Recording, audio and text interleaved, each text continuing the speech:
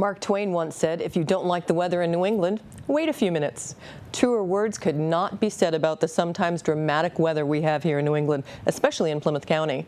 For this month's edition of PCN In Depth, we visited with the National Weather Service, the Massachusetts Emergency Management Agency, and a little later, we'll be hosting Aaron Wallace, the Director of Plymouth's Office of Emergency Management.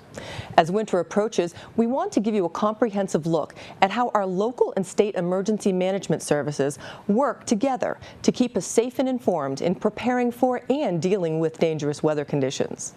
Our first video takes us to Taunton, where the National Oceanic and Atmospheric Administration, or NOAA, took us behind the scenes with their warning coordination meteorologist, who shed some light on how the threat of severe weather is initially addressed and communicated. The men and women who work for the National Weather Service are the public's first line of defense when it comes to severe weather preparation. PCN In Depth met with the warning coordination meteorologist to find out how their team saves lives and keeps us aware of the constant changes in the New England weather. Well, let me take you through the timeline of what happens when a storm is approaching and what happens behind the scenes. And if it's a hurricane, obviously we're ramping up well in advance. When there's even a possibility that we could be in that cone of uncertainty, we start coordinating with state officials, emergency managers, and alert them to the possibility. As we get closer to the event, we'll be having conference calls shared with other National Weather Service offices so that we're all coordinating and giving the same message.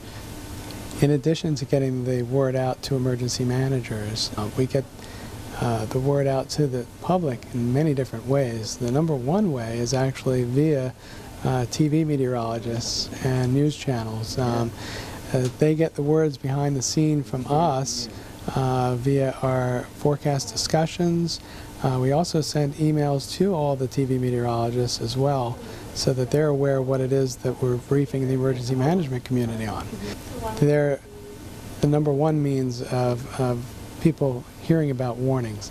We also have what's called the NOAA Weather Radio, which you can buy at your favorite electronics outlet. The NOAA Weather Radio is 24 hours a day broadcasting via an automated voice all of the observations and forecasts and warnings.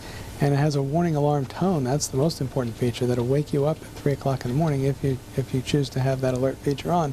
If there's a severe thunderstorm warning, it can really save lives, or a tornado warning.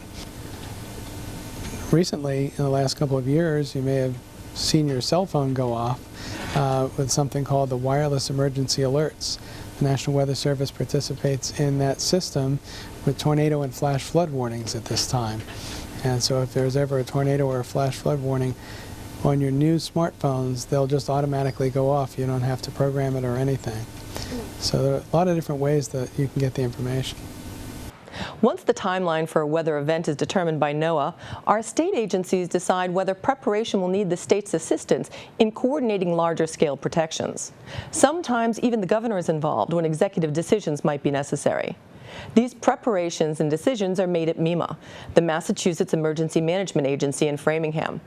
PCN In Depth was allowed exclusive access to see how MEMA operates and prepares for weather-related emergency events. Our role at MEMA is basically coordinating all of the response for the state. Our job is basically to help the state prepare for, respond to, and recover from any type of emergency in organization. Basically, weather is probably the major issue that we deal with. Weather tends to be the key issue, and certainly for the folks in Plymouth County, weather multiple times during the course of the year. We're dealing with either nor'easters, we're dealing with snowstorms. As I mentioned, we bring folks in here from the various agencies and organizations.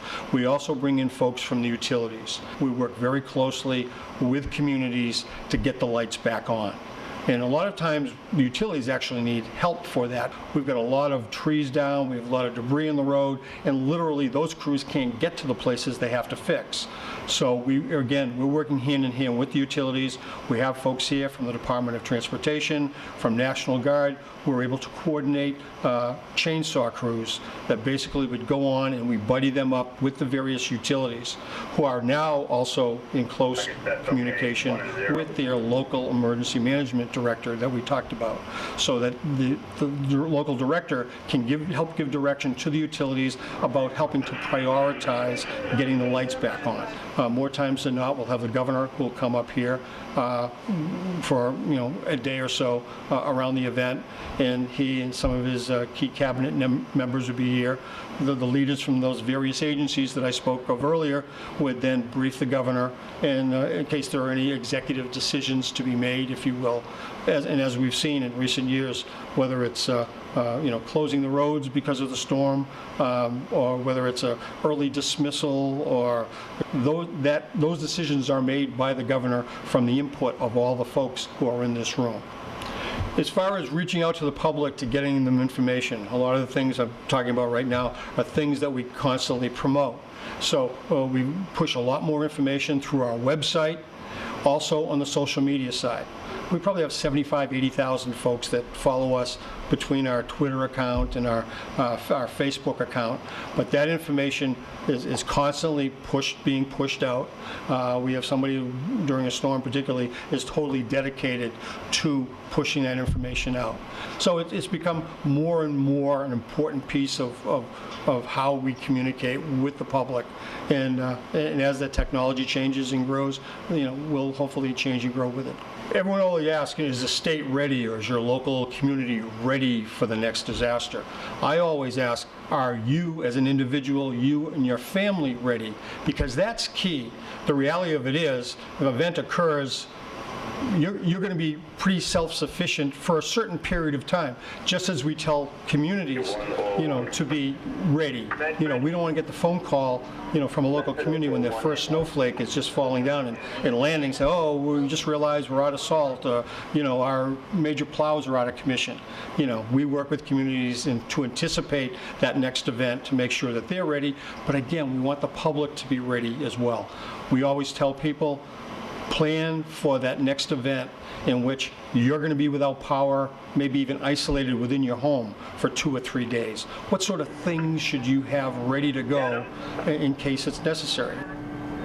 Good morning, Dedham's okay. We're 1 and 1. The grassroots of emergency management operations happens right in our own communities by local EOCs or emergency operations centers.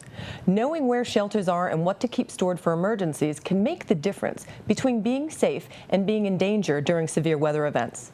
Aaron Wallace, the Director of Emergency Management for the town of Plymouth, joins us to share his expertise and tell us how we can be better prepared for weather emergencies. What can we be doing as individuals in our homes to be able to prepare for inclement weather? Sure. It's kind of, for me, it's easy because I'm around it all the time. Basically, taking simple preparations on making yourself and your community ready. And how you do that, for me, if you have access to the internet, you go to www.ready.gov. It's FEMA's formal website for emergency preparedness. And it's going to list, depending on what your situation is, are you a pet owner? Do you have a business? How you can take simple steps to improve your overall preparedness for an emergency incident. PCN In Depth will return in March with our new series of shows that will provide in-depth coverage of our local towns and the many facets of their town governments.